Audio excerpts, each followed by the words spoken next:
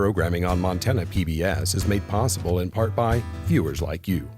And by the Montana Nursery and Landscape Association, a trade association of horticulture professionals who can assist with yard, gardening, and outdoor space questions. Members in your area can be found at plantingmontana.com. And by the Montana Farmers Union, a grassroots organization working for family farmers, ranchers, and rural communities. Online at montanafarmersunion.com.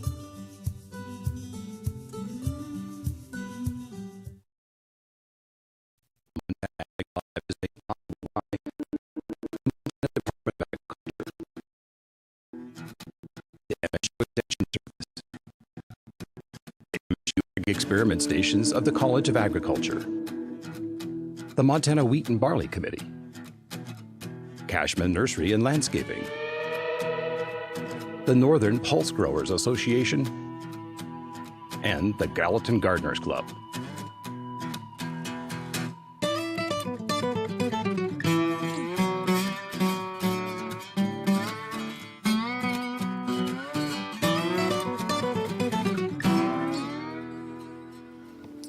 Good evening. You are tuned to Montana Ag Live, originating tonight from the studios of KUSM on the very dynamic campus of Montana State University and coming to you over the Montana Public Television System. I'm Jack Reisman, retired professor of plant pathology. Happy to be your host this evening. In staying with this spring's theme, Women in Agriculture, we have a very special guest this evening. I'll introduce her in a minute. And you know how this program works. You provide the questions, and we'll do our best to provide the answers. And without your questions, as I've always said, this gets pretty boring sitting here. Anyway, let me introduce tonight's panel. On my far left, Mac Burgess. Mac is kind of a jack of all trades, I guess would be a good term. He's actually a small farms agronomist. If you have any questions about agronomy, small farms, tonight would be an excellent opportunity to get those questions answered. Our special guest tonight, Jennifer O'Brien. Jennifer is president of Montana Craft Malt Company. And it's quite an operation. We'll learn more about it during the rest of this program. And if you have any questions concerning brewing, malting, things like that, the economic benefits to a state like Montana, good chance to answer those questions or ask those questions this evening. Jamie Sherman. Jamie's here several times. She's our MSU barley breeder, and the barley program here at MSU has really exploded over the last few years, especially with the craft malt industry exploding also. Dave Bombauer. Dave is a horticulturalist, beekeeper, a lot of other things. Again, a jack of all trades. So if you want any questions this evening about beekeeping, horticulture, Dave would be happy to answer those questions. The phone number will be on the screen here shortly, and get those questions coming in. And let me introduce our phone operators this evening. It's Nancy Blake and Merritt McKee. And Merritt's new this year, so we're looking forward to having her here answering the phones for us. Jennifer, tell us about your business. I'm fascinated by it. Thank you. Oh gosh, where do I start? Montana Craft Malt is a malting facility based just outside of Butte on the west side. The footprint is about 80,000 square feet of covered processing area and warehousing, sitting on about 9 acres. And in the simplest terms, a malting facility, basically, we buy grain from growers, and it's barley, wheat, and a handful of other things. For us, it's mostly barley. And then through our facility, we turn that raw grain into malted grain that we then sell to brewers and distillers all over Montana and beyond Montana. It's quite an operation. A lot of people don't realize, but barley malt is used in a lot of different products. You know, when we were young, I think everybody was somewhat exposed to malto meal. It's okay, it's not bad. Then you kind of progress to something a little more tasty in your teenage years, and that was Whoppers, malted milk balls. But today, folks, I'm going to pass out what we now consider to be a little bit better malting product. And Jennifer, there's some Montana breweries here, and there's also some that are not from Montana. So tell us where you sell your malt. Dave, for you, a big one.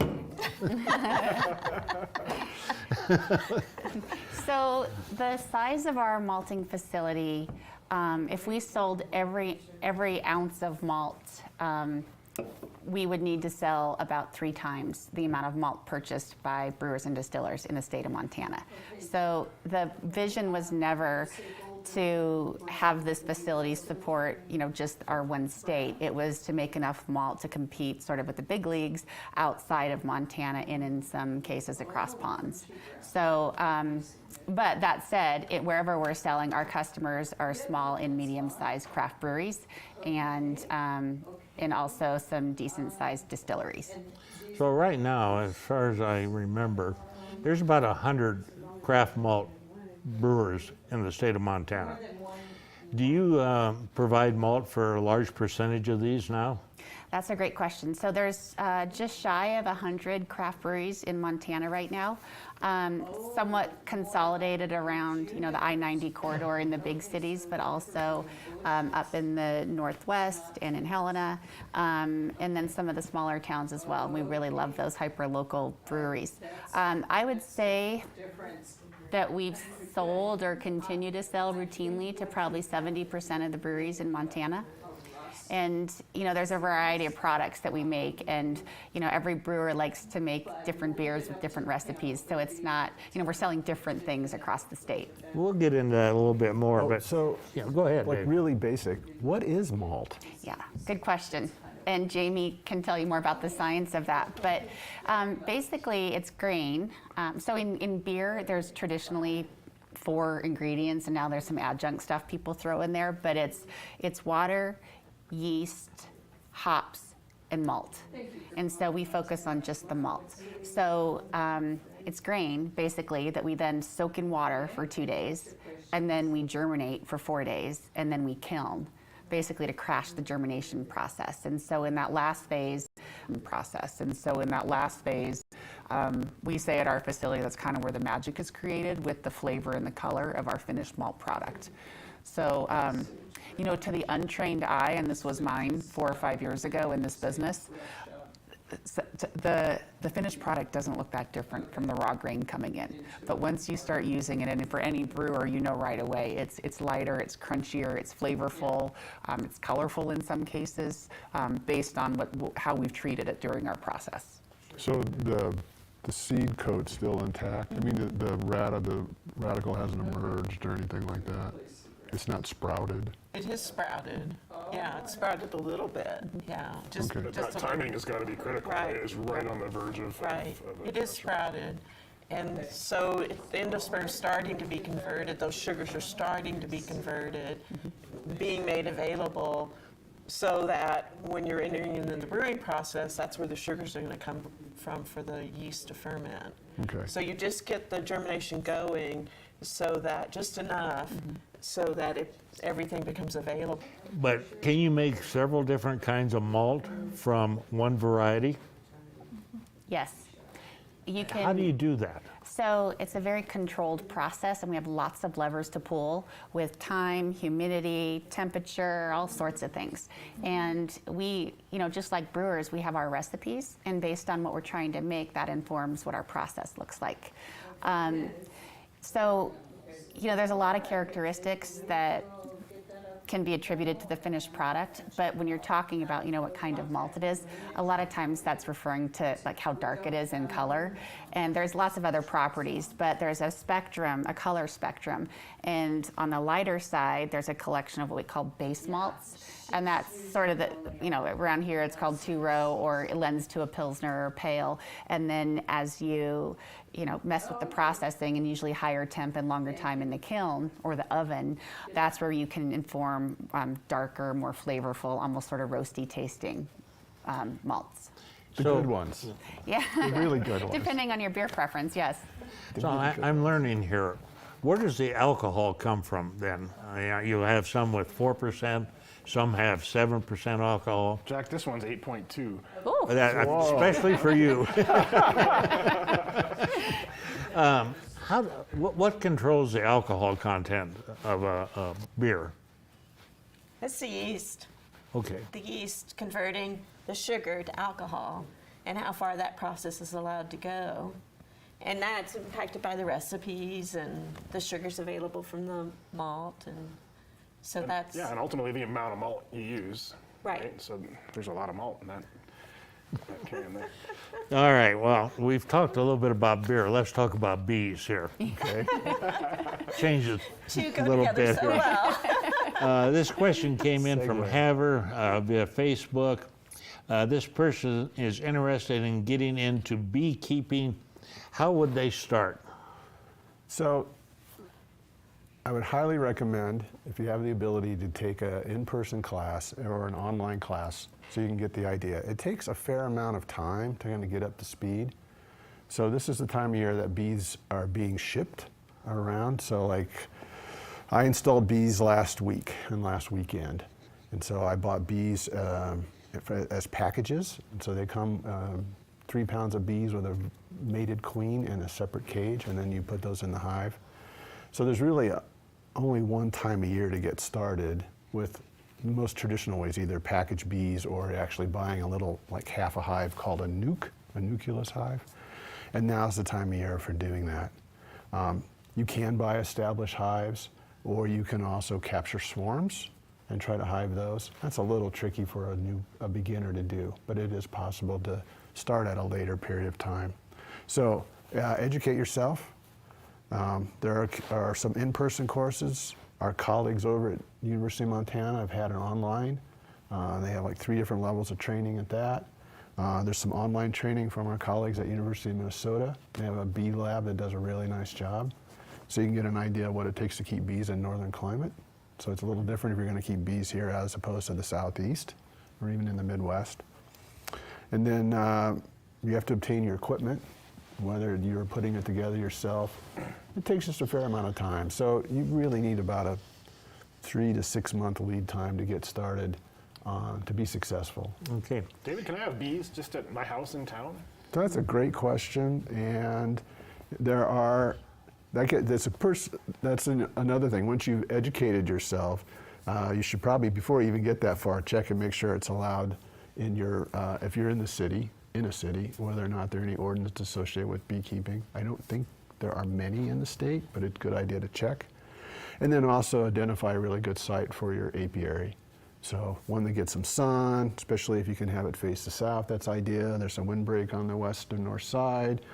If you're in town, you want to maybe orientate the hive so that they have to fly like up and over a high fence or a shrub, so they're not, you're kind of coming out of the hive and being right where there might be pedestrians on the sidewalk. But yeah, I see beehives in Bozeman all over the place. Oh, kind of interesting.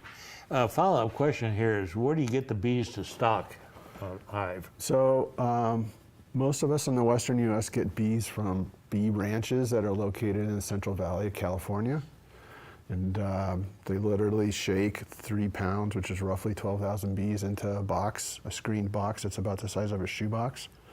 You can manipulate other colonies to breed excess number of queens, and then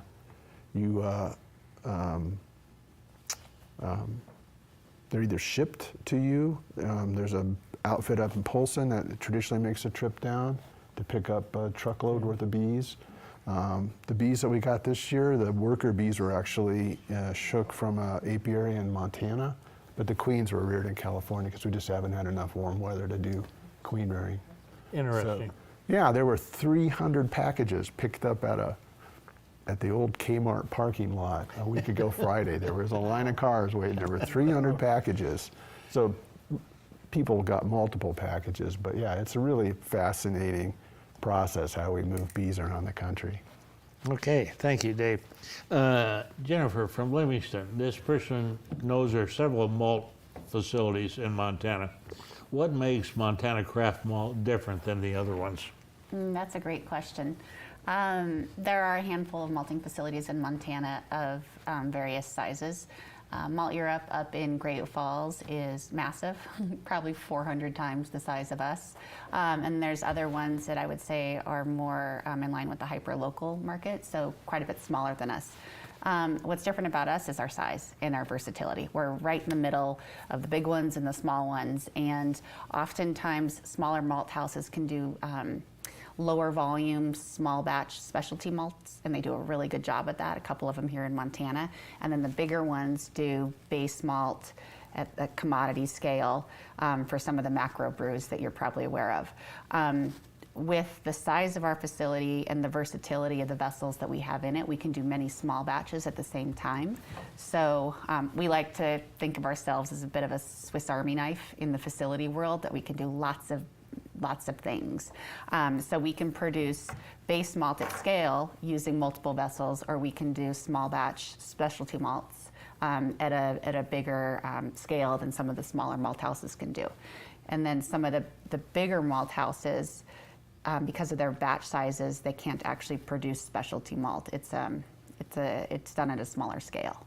So what that allows us to do, it allows us to produce both base and specialty malt, but it allows us to become a partner to smaller malt houses who can't produce at our scale, and bigger malt companies who need our specialty facility capabilities.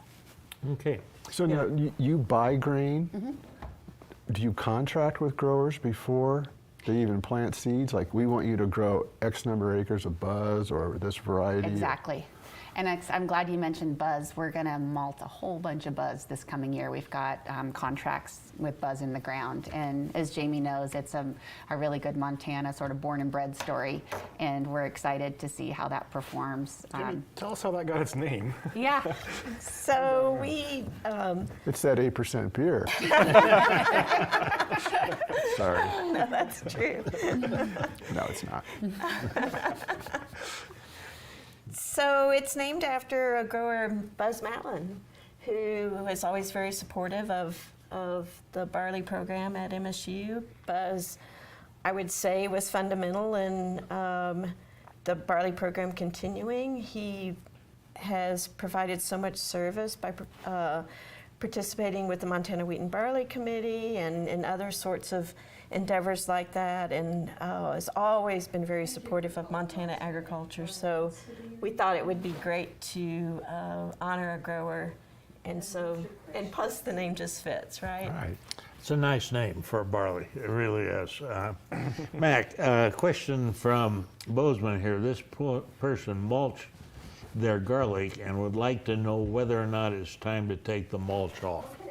Gosh, I don't know that you needed to mulch it in the first place. I've never mulched garlic, and I grow great garlic reliably, but I see people mulch garlic, and that works fine too. And I've seen people who leave it on, and I've seen people who put a lot of work into taking it off. So unless you've got rodents breeding in it, I don't know that you need to. But it's not going to hurt anything to take it off or to not have put it there in the first place either.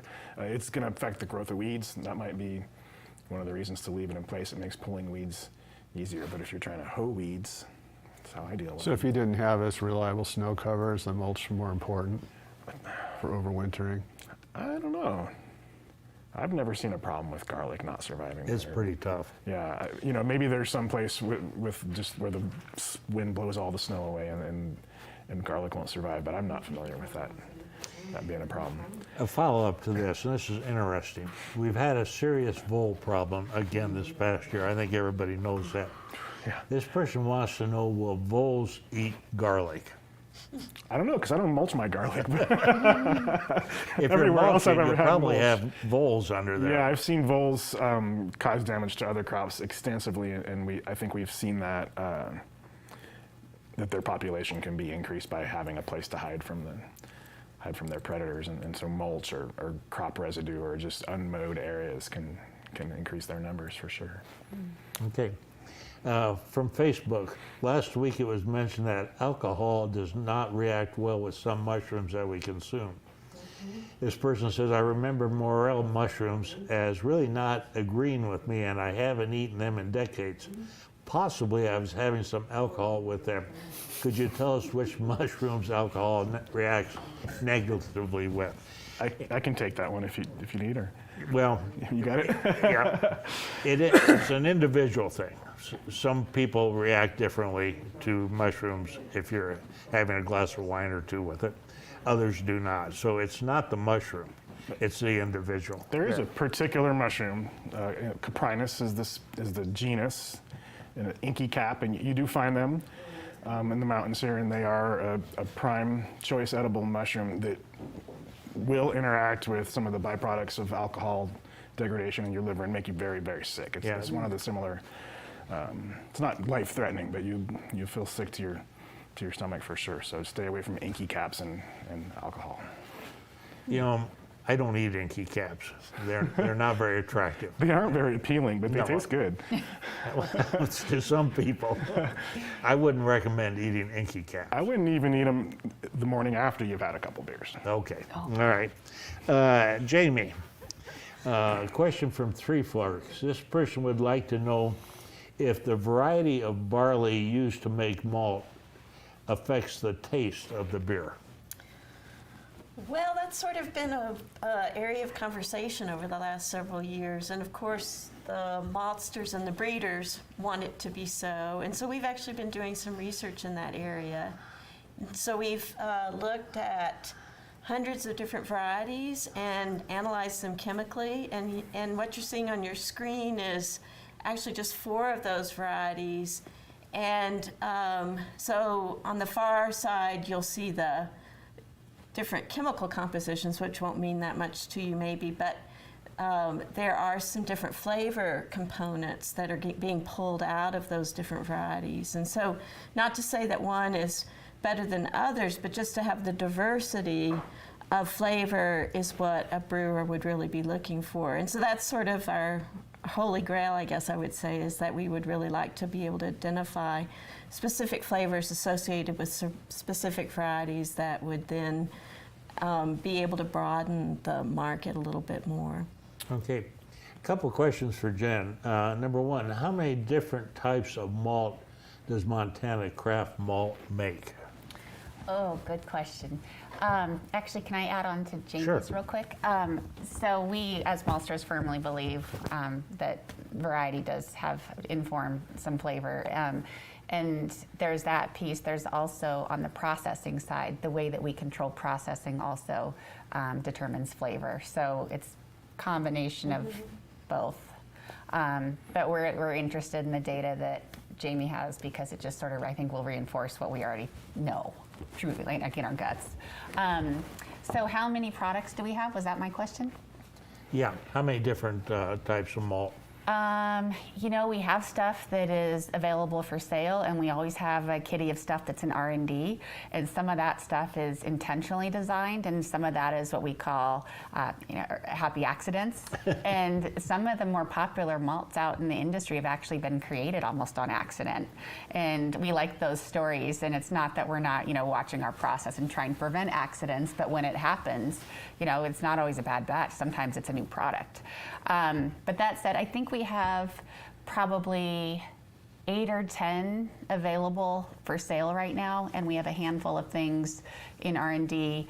And then we also provide a service for other malt houses, as I was saying, some bigger and some smaller, that might need to augment their product portfolio with things that we can do, either our capacity or our capabilities. And so we produce a number of products that are sold, frankly, to other malt houses and put in their bags and sold to their customers.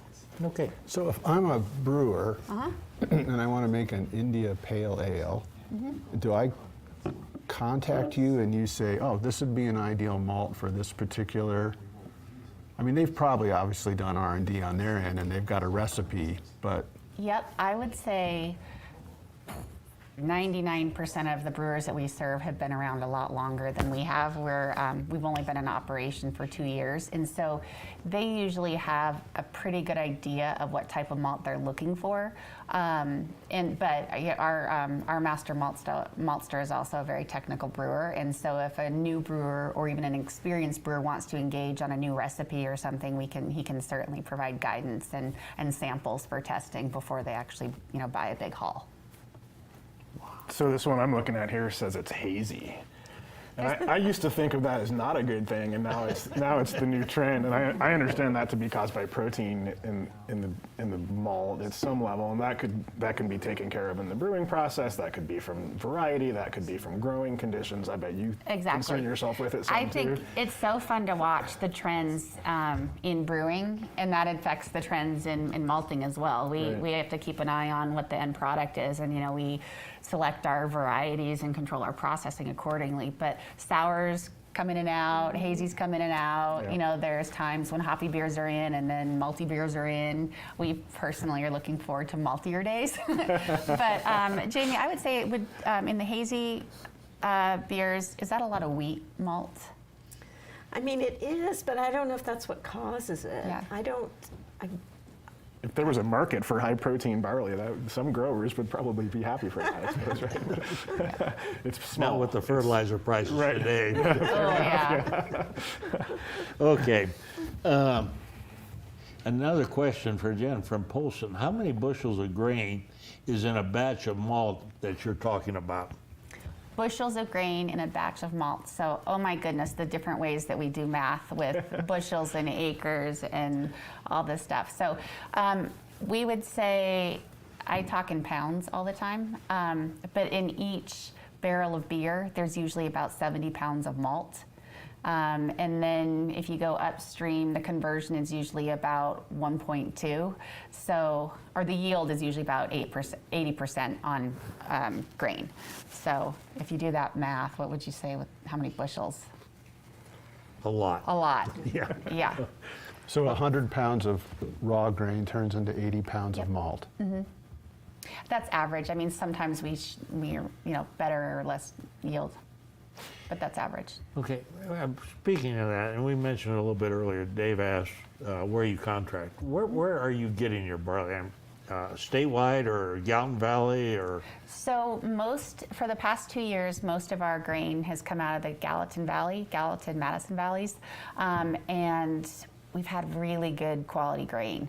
And all of Montana is known for really good grain, but we've used both irrigated and non-irrigated acreage. And for a small malt house where it matters so big right away, your malt quality, garbage in, garbage out, but we got really lucky with taking in really good grain. And one of the reasons our facility is where it is within 100 miles in any direction, we're going to hit really good grain. Good climate for growing, sophisticated growers, everything lines up. We have customers, as I was telling you, other malting companies that we process for, and sometimes they send us their own grain, and they might get that in Washington or Idaho or North Dakota, and we'll take that into our facility as well. Okay, thank you. Now, Jamie, some of the irrigated production areas in Montana grow a lot of barley, but there's a lot of dryland malt barley grown as well. Do those end up going in different directions as far as end use? Well, I think irrigation is often used to protect against risk. So your quality is going to fall down in a drought, Right. Or if you have high heat during grain fill. And so irrigation can help protect against that. And so especially the bigger companies will mitigate their risk by contracting a lot of irrigated acres. Everybody is thinking more about sustainability though. And so what I'm seeing is that people would like to move away from that. And I think it's going to take us producing some more research to show that we can produce some varieties that will do well under dryland conditions and that they don't have to necessarily mitigate their risk that way, at least not fully. And so, for example, we have a stay green variety that we are showing has a greater percentage of deep roots during grain fill, and it maintains those roots throughout grain fill. So if our water cuts off, those varieties are going to have access to that water, and so they can maintain their quality without putting as much water on them. And that's really the research that's our next variety that we would like to really release for the growers of Montana, really, so they can protect against risk of drought, and then that helps the maltsters too, and then the down road, the brewers as well. Okay, thank you, guys. From Bonner, this person is planting grass and other seeds in a bare field that, when watered, it takes a long time to penetrate the soil to a relatively shallow depth. What's going on with that? So basically you're water, but it's not penetrating. Well, it could be a matter of the texture of the soil or even a sodicity issue, but it could just be compacted as well. Most We likely need to compacted, see that yeah. place, see the location. So a heavy tillage would probably help that out somewhat. It might. That might not solve the problem. Okay. I'd need to look at some other things and think about the texture and the sodium content of that soil for sure. All right. And really dry soils after drought, a lot of times it's hard to penetrate with water. Yeah, and these things are relative too. You know, maybe you're putting it on too fast. True. Possibly. Okay. So. And from Rock Creek, how can she find out if a mushroom is poisonous to animals? Basically, animals are pretty smart. They generally will not eat something that does not agree with them. But if they do get into something, the Poison Control Center in Billings would be who you'd want to contact for that. I'm going to have to digress. I have a Labrador Retriever. She likes mushrooms. She would find the dried up ones from last year under the duff. So, Okay. And it's been healthy, Hasn't been deadly yet. relatively speaking. that's it. But I'm just saying, Okay. there are certain animals out there that like to eat everything. Well, feed them. I do. Twice a day. She gets me up. Okay. Sorry. From Manhattan, do you use malt in products like coffee stouts? Coffee, beers? Yes. Yeah, coffee stout beer, which is not my favorite, by the way, but Yeah, I would imagine probably some darker roasted malts. Give it that nice dark color. So every beer has got base malt in it. okay. And then you add the specialty malts that she was talking about that add those different flavors. And so those real rich beers, all the different types of beers, have different quantities of those special malts. And we say specialty, they're basically roasted or essentially burnt in the case of. Well, you can call them a caramel, you can Yeah. call them a Vienna malt, but they usually have a richer color, a more of a caramely flavor. The richer beers like that, they're generally higher in alcohol content or not? Is that my perception and not I think true? that's the perception. I don't know if it has to be. So it doesn't, you can have a dark beer and it not be high in alcohol content. Okay. That I did not know. And So it the doesn't have to darkness be- doesn't yeah. have to do with that. And I think the flavor that some people might find overwhelming from an IPA, dark beers don't have to have a lot of hops either, right? I mean, They tend to not have as much. They can, they can. but But there are styles that are dark in color and yet relatively mild in flavor, or complex. not bitter. Right, not So bitter. the bitterness, a lot of the bitterness comes from the hops. Right. Okay. But you can get bitterness from those really dark roasted, like coffee's bitter. Those dark. I like a lot of different flavors of beer, but coffee stout just doesn't quite cut it with me. Coffee for breakfast. Coffee is good for breakfast, and maybe a beer for lunch is fine, but the two combined, that's not. You don't agree? To each No, their I'm just own. like- To each their own. We won't We serve just you know one. who's retired now because you have beer at lunch. And it's just like, maybe I'd be more liked at the Plain Center if I had a beer at lunch. They come, it's like, don't talk to David until it's after lunch. Just saying. Okay. From Polson again, somebody up there is very interested in the malt process. They wanted to know, can you make malt out of things other than barley? Yes, all sorts of fun grains. We make actually quite a bit of wheat malt. And then you can do oats, rye. Somebody really wants us to try malting lentils, but we haven't gotten that creative yet. Yeah, so lots of other grains. Now, I like chickpeas, I like chickpeas too, so. on my you know, salad. Good point. It may not go well with beer.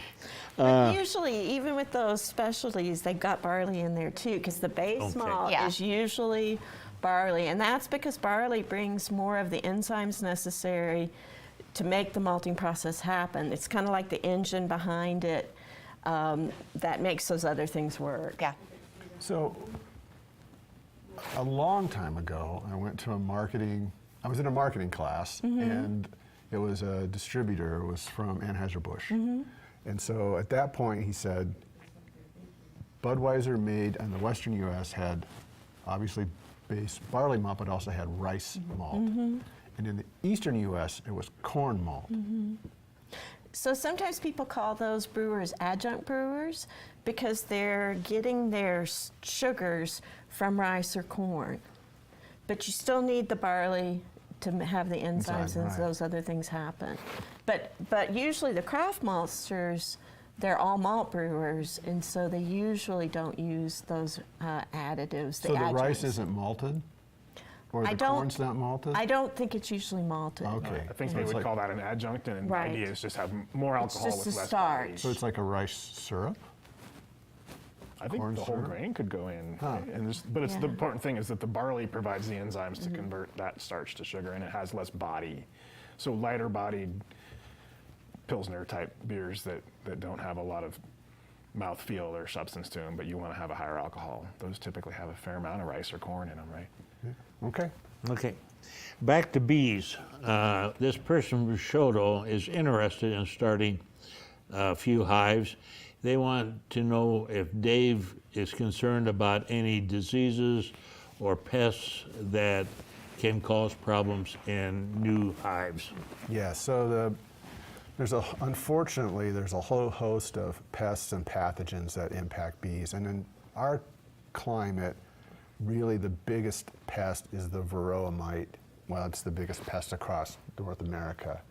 And it feeds on the bees don't have blood per se, but they have a fluid that carries oxygen around, so it feeds on that. And what makes it even more insidious is that it spreads viruses. So you have to have a plan to manage for a varroa mite in place. And people's like, well, I don't know that I'm going to get mites. You will have mites. I mean, the way bees move around, and so it's ubiquitous across the U.S. You will have varroa mites, and so you have to have a plan in place. If you don't have a plan in place to manage for varroa mites, then you won't have bees very long. Okay. From Shoto, there could also be the potential of four-legged pests. Oh yeah, you got bears and skunks, and we have little boards with nails sticking up, so the skunks would come at night and they would scratch the outside of a hive and then tap bees as they come out to see what's going on and eat them. So we won't want skunks. There's a lot of things. You think about a beehive at the end of the summer has 100 and plus pounds of honey. How many calories are in there? I mean, More there's than I a need. lot of calories. So yeah, it's an attractive source of groceries for a lot of things. Okay. So, David, if I get a package of bees in the mail today and I install it or whatever the word is, can I expect as much honey off of that hive as a hive that's 2-3 years old that I've kept around? No, it takes, especially if you're starting with all new equipment and all new frames, it takes quite a bit of energy for the bees to draw all that wax out. So we call that the foundation. You have a sheet of foundation, but they have to draw that foundation out. And so it takes 8 pounds of honey to make a pound of beeswax. And so it takes a lot of energy. So like I'm feeding bees right now. Today I went out and I put half-gallon canning jars full of really heavy sugar syrup in there to give them that energy to start making wax so that they can draw out the foundation on this new equipment. And then even if you do everything right, you still got a chance that your hive's not going to make it through the winter? Yeah, it's not a hobby for the faint of heart. You can do everything right, and they can be just in the wrong place, and a cold snap comes down, and they can't get to the food. That's perhaps the most frustrating thing. Is you go in, there's like, your hive died, it still has 20 pounds of honey, but the honey was here, and the bees were down here, and it was 20 below zero, and they just physically couldn't get up to it. They don't hibernate. They're actually keeping the queen at 70 degrees Fahrenheit all winter long. They spend the whole winter consuming honey and shivering to generate heat. And so that's why it's really a challenge. Could you bring them in your garage or something? Well, there are people that they call them cellaring. So yeah. In fact, there's a publication. Bob Goff gave this to me. Now we're going back. Yeah, we are. Bob Goff gave me a publication from the early 1900s, Montana Ag Experimentation publication.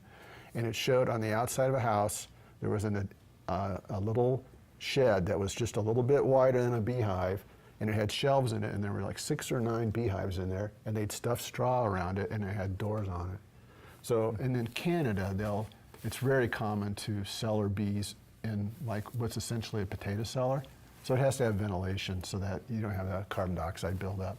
So yeah, you could go to extreme. People wrap hives. I used to put straw bales around them. Typically they can handle pretty cold weather, but there are things you can do to help get them through the winter. Thank you. I'm learning a lot about bees I didn't know. There you go. I'll bring a hive out to your house, Jack. Okay, I'll let you handle the bees too. Okay. From Bozeman, for Jen, are there other things you use malt for besides beer? We mentioned a couple of them, and Jamie, you can jump in too. What are some of the other markets for barley malt? So brewers, but also distillers who are making all malt whiskeys, and we hear there's a big comeback with all malt whiskeys. And frankly, our second biggest customer is a distillery, and they use a ton of malt. So brewers, distillers, there's also application in food, and we currently are not selling any malt into the food market, but I think there's huge potential there at some point in time. And what I'm learning, and you probably know more about this, is that the R&D cycle in food is much longer than it is on the brewing side of things.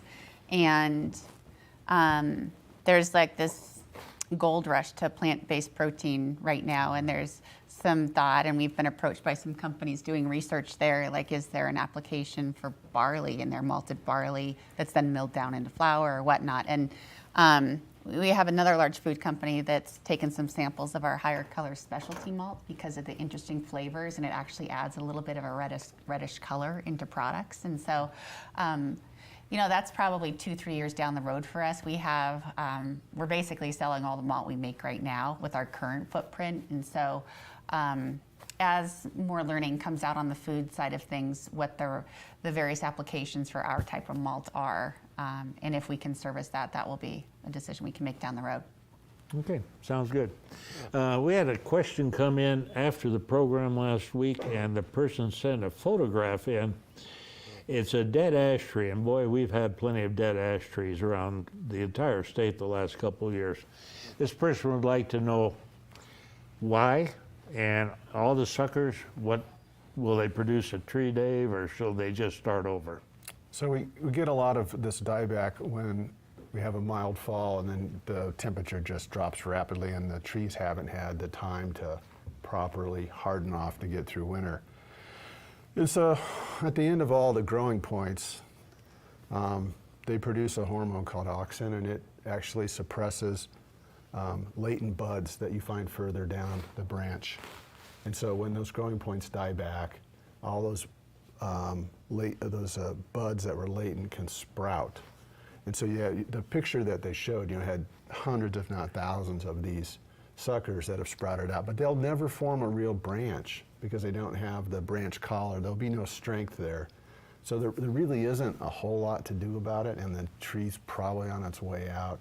It's chainsaw material. Yeah. Yeah, okay. You got to be blunt sometimes. You can't. Got to channel my inner Hayden Ferguson. That works.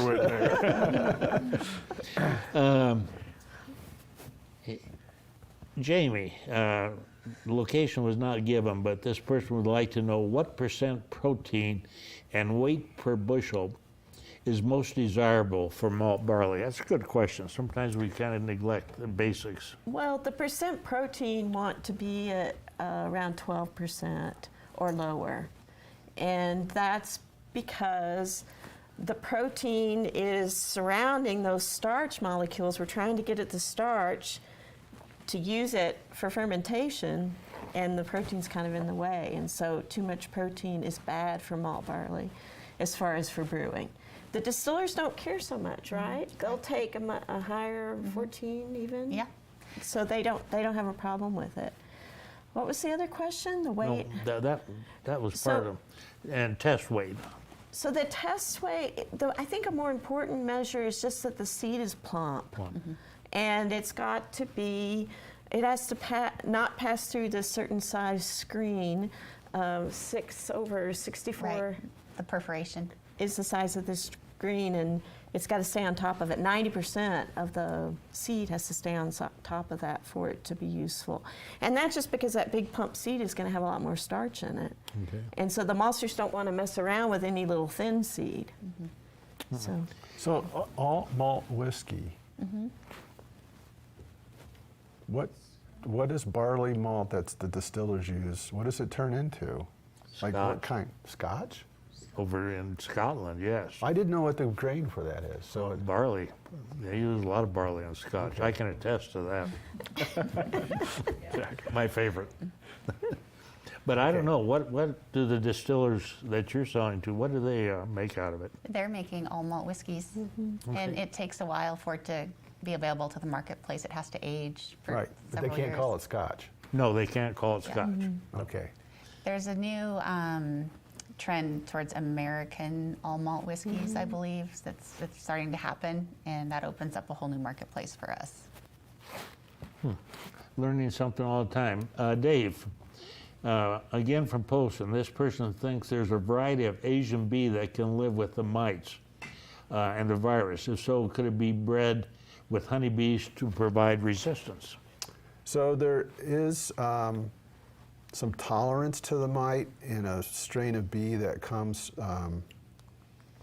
we call them Russian bees, so a far east of Russian. And so there was some interest in that. It's really interesting, the global movement of bees and bee semen is highly regulated. So the USDA has a lab that's off the coast of Louisiana on an island far enough that the bees can't fly inland. And so that's where the initial importation of this Russian genetic material came in there. So you'll see that, and there's all sorts of, so honeybee biology is really pretty fascinating because there aren't many points in the whole process of a life of a beehive where you can actually have genetic diversity happen. So the queen bee mates multiple times, but just for like a week in her life. And so the concept of like having a hybrid bee is kind of challenging because when new queens are produced, they're out in the environment and they're going to mate with pretty much whoever. So you think about, and there are breeders that do this, think about artificially inseminating a bee. No thanks. It happens. I'll stick with barley. I mean, you think about it. So you can buy an artificially inseminated queen that has a lot of these characteristics, and from that generate breeder queens that you would sell to other bee ranches. It's really complicated. And a lot of times that hybrid characteristic doesn't stick because they don't self-pollinate. Well, they actually do. Male bees are genetically identical to their mom, but we could be here all night. No thanks. Mac, this person would like to know how often they need to mulch their raised beds. They have a bunch of raised beds, they like to mulch them. They need to do it every year? Yeah, I guess it depends on what your objective is with the mulching. If you're trying to keep the appearance of something on the surface that's uniform, I don't know that you need to every year, but when it's broken down to the point where it's not doing what you want anymore, you could add more. I think of that primarily in a sort of a landscaping sense. I'm not a big fan of mulch in a vegetable garden myself, although I see people doing it successfully here and there too. It depends on your objective, right? Okay, thank you. From Bozeman, probably somebody here at the university, they would like to know if, from Jen, if you work closely with the Barley Lab here at Montana State University. We do. There's, with Jamie's group, the Barley Breeding Lab and also the Malt Quality Lab, we're really, really lucky as a malting facility to have this resource at MSU 80 miles away from our facility. We get to be sort of in the know on the varieties that her group is working with, and then also sort of give some feedback about the kind of things that we're looking for in grains, and that feedback loop and being able to be part of that is really special, something not all malt houses have access to. And then on the malt quality side, with our finished product, it's industry standard. You send your sample off to an accredited lab to provide what we call a certificate of analysis, and that basically tells brewers about the important properties in the finished product. And it's good to have, a third-party lab like they have here. do that. And so there's only a handful of those in the country, maybe not even a handful. 3 or 4? 3 or 4, yeah. So to have one an hour away, sometimes other malt houses might have to send something across the country and wait a couple weeks to get results. And I live in Bozeman, work in Butte, so basically I mule samples back and forth on my way home from work all the time, and usually by the next afternoon we have our results back. And so what that allows us to do is, fortunately our maltster has a pretty good batting average of nailing the specs, but if anything doesn't look right for whatever reason, he can dial the process upstream in other batches so we don't have any issues. Okay. Jamie, are you guys working on additional varieties? I'm sure you are specialty varieties of barley that people like Jen, Montana Craft Malt might want. Are you follow what I'm saying? Yeah, so a part of the breeding process is to improve quality. We also worry about agronomics too, but we are looking at the quality, and that's why we like having the Malt Quality Lab, because we do all those quality measures in-house. We've also started brewing stuff, and so then we can see how it works in the brewing process too. So all of that informs the breeding program. It's been such a great gift for me to have that data and to understand those processes better. So that's like showing some tasting going on, where we actually taste our samples to make sure that we like the quality. So lines have been released that maltsters go, this tastes bad. We don't want that to ever happen to us. We only want to release lines that taste good. Is malt Go ahead. perishable? The shelf life is long, as long as it's kept dry. It's a dried product, yeah. Yeah, If it's controlled, yeah. So, to keep inventory moving and to manage the operations of our facility, we try to take it in and malt it within 6 months. And I think that's on the high side, probably the highest side. But as long as it's dry, we wouldn't have any issues, even much longer than that, I would suspect. How quickly do you sell it, though? How quickly does it leave? Right now, everything we make is sold and going going out the immediately. door. So it sits at the warehouse when it's finished for 30 days or less. Okay. On average. The specialty malts, sometimes because brewers buy them in smaller volumes, Right. that sits longer. But we track all that so we can manage freshness of the finished products. Fascinating. Let's switch over to a question from Dylan, and either Dave or Matt can handle this one. This person has a young Honeycrisp apple tree that's 3 years old, and a deer came along and rubbed it badly. 1/4 of the bark is left from about 2 feet above the ground. Can this tree survive?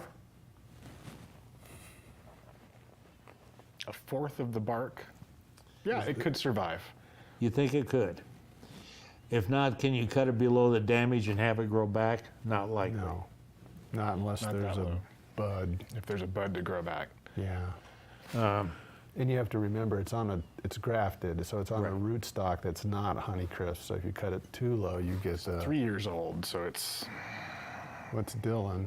Maybe, yeah. I don't Yeah, know. it depends on how big it when we was when started they it. transplanted it. Yeah. The odds are, in my opinion, you're not going to have a very good tree over No, time. it's gonna so be- I would I've probably seen some get girdled nearly entirely, and not the entirely. ones you're thinking of. Yeah. We'll be back to the places, voles. and I a lot lost of it. 38-year-old apple trees to voles in one winter. Oh, No kidding. Yeah. Yeah, You didn't fence it low enough. No. voles. Yeah. They were this big around, and they stripped that bark clean, 1 foot to 1.5 feet off the soil surface. Yeah. That was probably 4 years ago or so. 3, yeah. Yeah, we did have a bad vole problem. Why have you up, Dave? This person has half a beehive. Is that called a nuc, N-U-C? Could be, yeah. Okay. They bought it this week and wondering when they can start harvesting honey. So on a really good year, and so by a good year we mean, and we've had, at least in the Gallatin County, we've had really good moisture. It's been cool, and so hopefully we'll have a lot of nectar produced. And so if you have a really good honey flow, is the term you'll use, you potentially could get some honey off of it this year. Usually we say the first year you're not going to get a honey crop because it's more important for the bees to draw all that foundation, and they need 80 pounds or so of honey to get through the winter, 80 to 100. So they have to have 2 big boxes, is kind of the traditional strategy, before you can make honey for yourself. How many bees in a normal sized beehive? 40 to 50,000. That's amazing. And You sure you want one at your house? yeah, I do. I definitely do. I'm fascinated, especially since I've heard you talk about bees so much. It is fascinating to see them, and we have lots of things out there that they can use for nectar. Okay. So David, it sounded almost like you said maybe they could. Is there some action they would need to make in, say, August or September, or say it's a really great year to have some honey for me versus just for the bees? So the one thing that the beekeeper could do if you have a really strong honey flow is to make sure they have adequate number of, we call them honey supers, so those extra boxes you put on top, so that they don't have any, they don't run out of room to store it. So this is fascinating to me. So when the nectar comes into the hive, it's 85% water and 15% solids, mostly sugars. Honey is just the opposite. It's 15% water, 85. So they have to dehydrate all that water out of it. And so they're constantly moving the nectar that's stored in the hive around and using their wings to move air over it to dehydrate it. So if they have ample space to do that of drawn foundation, they can bring in more nectar than they can process at the time, and they can process once things dry up in August. Okay. I'm learning a lot more about bees. Do you teach a class in bees? So yeah, we have a segment in pollinators, managed pollinators, and part of Hort 310. Okay. We're getting a little low on time, but I do want to get this question in. It's from Billings from Facebook. Does anyone know if any Montana entity is supplying candy companies with malt? Also, how is the process of malting for candy different than for alcohol? It's not different. It's not different for bread, it's not different for beer, it's not different for candy. But I don't know if anybody's, I haven't heard of anybody doing it. Is That's a not to say they're potential not. there down the line, you think? There could be. shipping. Shipping is a challenge, and you know, we're pretty stuffed with from a capacity standpoint with breweries and distilleries right now. I think, like I said earlier, I think food is very interesting, candy being a part of that, but my facility is a couple years away from that exploration. All right. Matt, quick question. This person from Bozeman says they want to plant their potatoes. Is it time? By the calendar, it's pretty darn close to time. This is kind of a cool year. I would maybe wait till the end of next week after things warm up a little Anytime, more. pretty soon. It's about time. Okay, folks, again, thank you for watching this evening. Jen, thank you for coming. I've learned a lot about malting and the brewing process. Jamie, thank you for being here. As always, Mr. Smiley's here. And folks, we'll be back next week. Erica Rodbill, a graduate student in entomology, one of the future leaders in agriculture, will join us talking about some alfalfa projects. Thanks again for watching. Have a good week and good night. For more information and resources, visit montanapbs.org/aglive.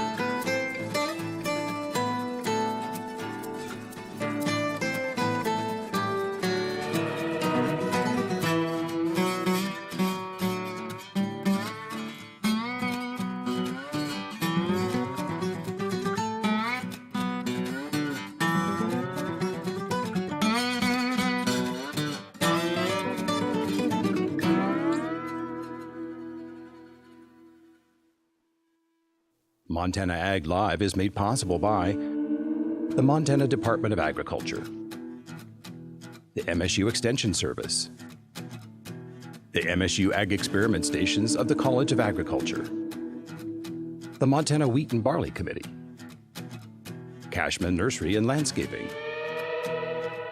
the Northern Pulse Growers Association, and the Gallatin Gardeners Club.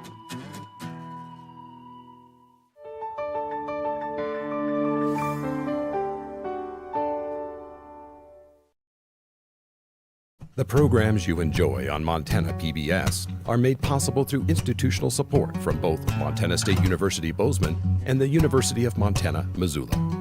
Montana PBS, one of the many services of Montana's university system. And by the Montana Nursery and Landscape Association, a trade association of horticulture professionals who can assist with yard, gardening, and outdoor space questions. Members in your area can be found at plantingmontana.com. And by the Montana Farmers Union, a grassroots organization working for family farmers, ranchers, and rural communities. Online at montanafarmersunion.com.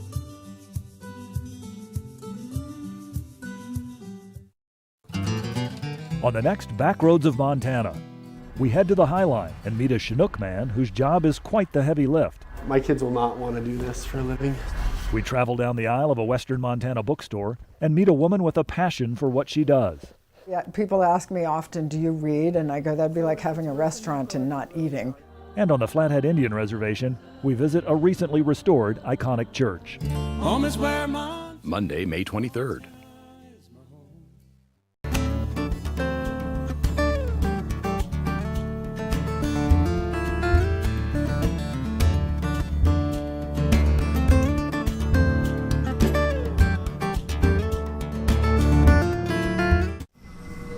Summer, 1483. The Tower of London. Two young boys are about to become victims of one of the greatest unsolved crimes of British history. The nation is in the grip of the Wars of the Roses. The king is dead. His 12